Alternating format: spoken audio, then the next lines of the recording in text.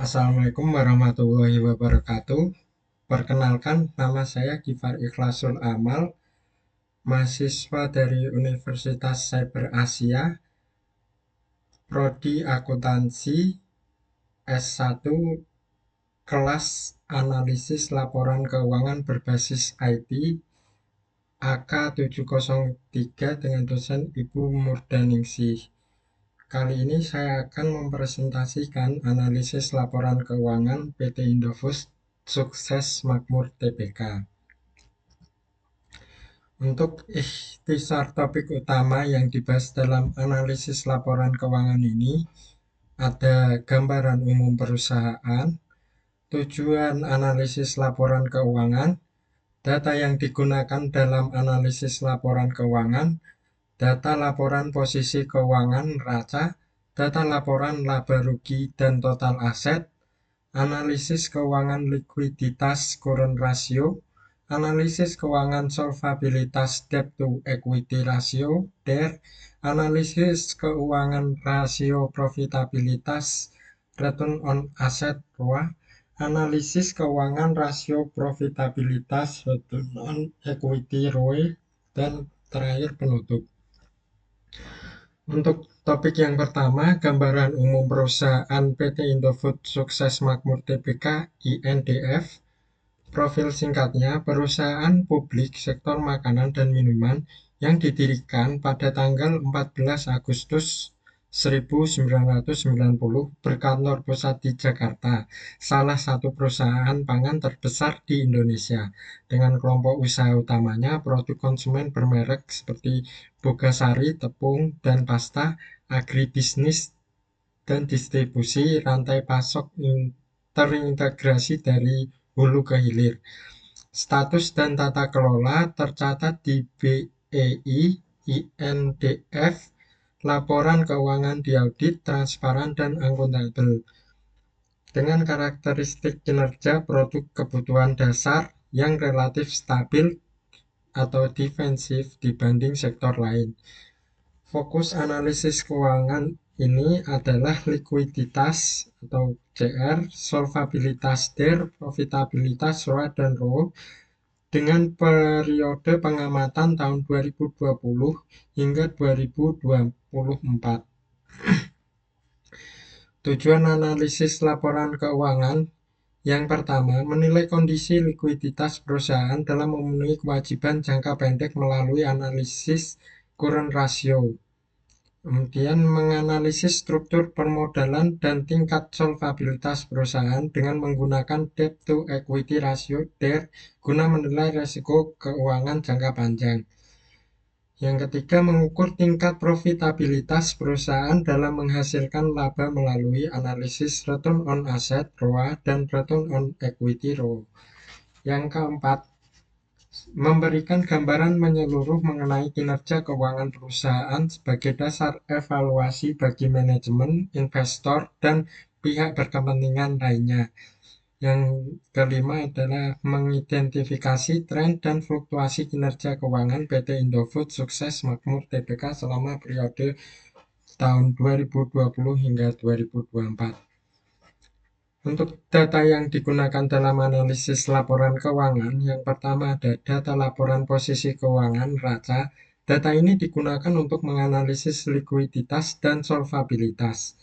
Yang kedua, data laporan laba rugi. Data ini digunakan untuk menganalisis profitabilitas dari perusahaan. Yang ketiga, ada data total aset tahunan. Data laporan posisi keuangan ada liabilitas lancar dari tahun 2020 hingga tahun 2024, aset lancar, total liabilitas, dan total ekuitas. Kemudian, data laporan laba rugi dan total aset. Laba bersih dari tahun 2020 hingga 2024 dan total aset dari tahun 2020 hingga 2024. Analisis keuangan yang pertama ada likuiditas current ratio. Current ratio atau CR merupakan rasio likuiditas yang digunakan untuk mengukur kemampuan perusahaan dalam memenuhi kewajiban jangka pendek dengan menggunakan aset lancar yang dimiliki. Rumus current ratio di sini adalah aset lancar dibagi liabilitas lancar. Dari tahun 2020 hingga 2024 didapatkan current ratio 0,65 untuk tahun 2020 dan 1,34 2021, 2022 sebesar 1,79, 2023 1,37 dan 2024 1,53. Berdasarkan analisis current rasio PT Indofood Sukses Makmur Tbk selama periode 2020 hingga 2024, kondisi likuiditas perusahaan menunjukkan pola fluktuatif, namun cenderung membaik setelah tahun 2020. Pada tahun 2020, current rasio sebesar 0,65 mengidentifikasikan tekanan likuiditas jangka pendek karena aset lancar belum mampu menutup liabilitas lancar. Memasuki tahun 2021 dan 2022, current rasio meningkat menjadi 1,34 dan 1,79 yang menunjukkan pemulihan likuiditas dan pengelolaan modal kerja yang lebih baik. Pada tahun 2023 terjadi penurunan menjadi 1,37 akibat kenaikan liabilitas lancar. Namun perusahaan tetap berada dalam kondisi likuid.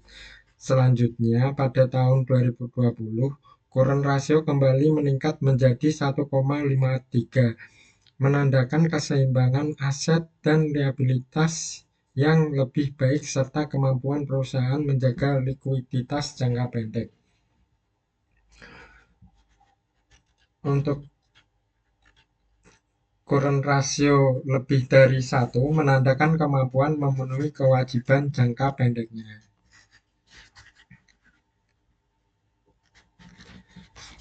Kemudian yang kedua, analisis keuangan solvabilitas debt to equity ratio atau DER.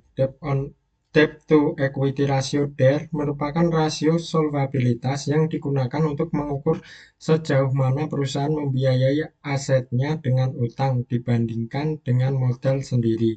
Rumus debt to equity ratio DER adalah total liabilitas dibagi dengan total ekuitas. Dari tahun 2020 hingga 2024 didapatkan debt to equity ratio sebesar 0,81 di tahun 2020, 1,06 di tahun 2021, 0,93 di tahun 2022, 0,98 di tahun 2023, dan tahun 2024 0,99. DER mengukur rasio keuangan akibat penggunaan utang. DER moderat menunjukkan struktur modal sehat. Berdasarkan analisis debt to equity ratio atau DER, dapat disimpulkan bahwa struktur permodalan PT Indofood Sukses Makmur Tbk selama periode 2020 hingga 2024 berada dalam kondisi yang relatif stabil dan terkendali.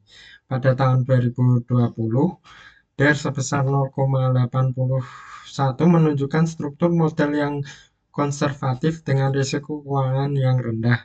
Pada tahun 2021, DER meningkat menjadi 1,06 seiring meningkatnya penggunaan utang untuk mendukung operasional dan ekspansi, namun masih berada pada tingkat yang wajar.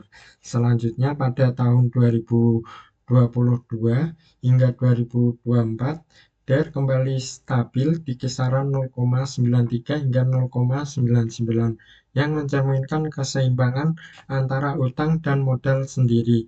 Secara keseluruhan,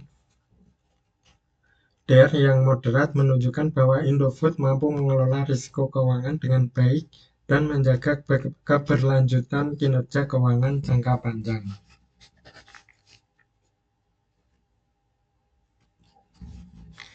Yang ketiga ada analisis keuangan rasio profitabilitas return on asset ROA.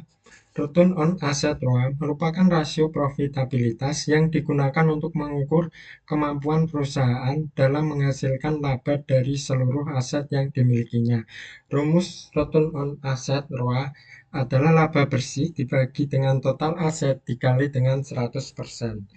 Dari tahun 2020 hingga tahun 2024 didapatkan return on asset sebesar 5,36%, pada tahun 2020, pada tahun 2021 4,67%, 2022 sebesar 4,89%, 2023 4,36%, 2024 4,59%. ROA menilai efisiensi manajemen dalam mengelola aset. Ya, berdasarkan analisis return on asset atau ROA dari PT Indofood Sukses Makmur Tbk menunjukkan tingkat profitabilitas yang relatif stabil meskipun mengalami fluktuasi selama periode 2020 hingga 2024. Pada tahun 2020, ROA sebesar 5,36% mencerminkan efisiensi penggunaan aset yang cukup tinggi di tengah kondisi ekonomi yang menantang. Pada tahun 2021, ROA menurun menjadi 4,67% karena pertumbuhan aset belum diimbangi peningkatan laba. Selanjutnya, pada tahun 2022, ROA meningkat menjadi 4,89%, menunjukkan perbaikan efisiensi aset. Pada tahun 2023, ROA kembali turun menjadi 4,36% akibat fase penyesuaian dan tekanan biaya. Namun, pada tahun 2024, ROA meningkat menjadi 4,59%, menandakan bahwa aset yang diinvestasikan mulai memberikan kontribusi laba yang lebih optimal. Secara keseluruhan, ROA Indofood dapat dikategorikan sehat dan mendukung kinerja keuangan jangka menengah.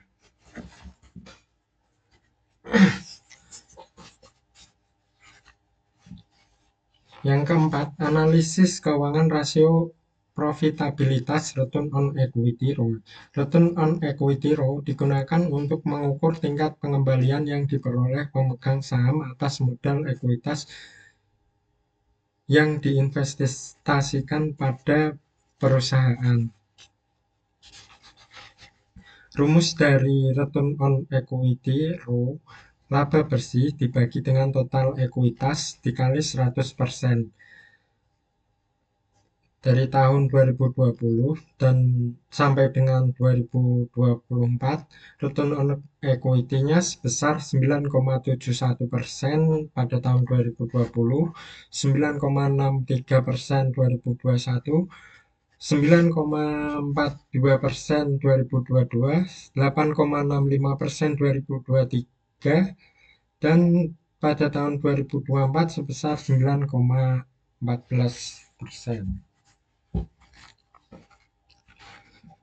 Berdasarkan analisis return on equity atau ROE, PT Indofood Sukses Makmur Tbk menunjukkan kemampuan yang relatif stabil dalam menghasilkan laba atas modal sendiri selama periode 2020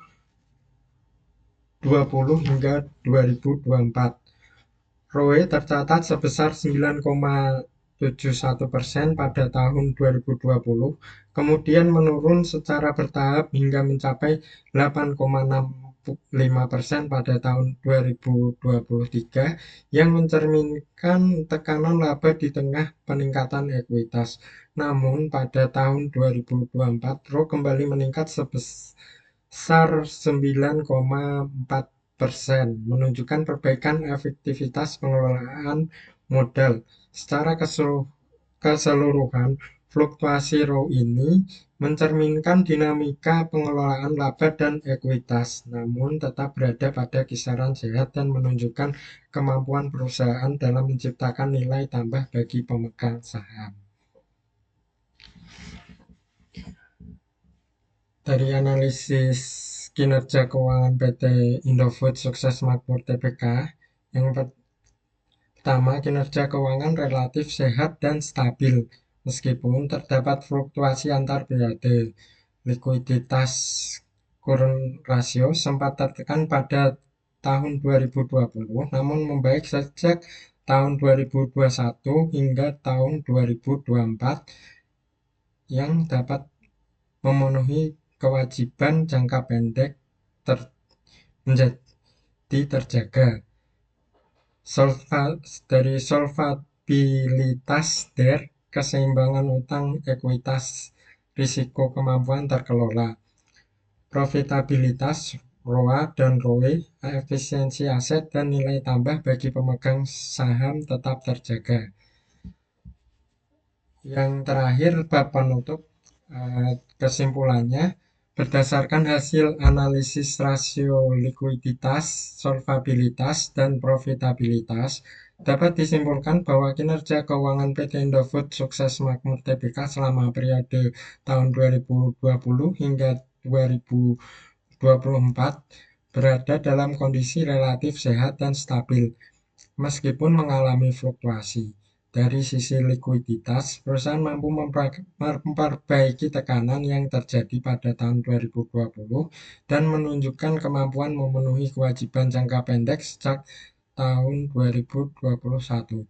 Struktur pemodalan perusahaan juga berada pada tingkat yang moderat dan terkendali, mencerminkan pengelolaan risiko keuangan yang baik. Sementara itu, profitabilitas perusahaan relatif konsisten dan tetap mampu menciptakan nilai tambah bagi pemegang saham. Secara keseluruhan, hasil ini menunjukkan bahwa Indofood mampu menjaga keberlanjutan kinerja keuangannya dan analisis rasio keuangan terbukti efektif sebagai alat evaluasi kinerja perusahaan. Terima kasih. Demikian presentasi laporan keuangan dari PT Indofood. Assalamualaikum warahmatullahi wabarakatuh.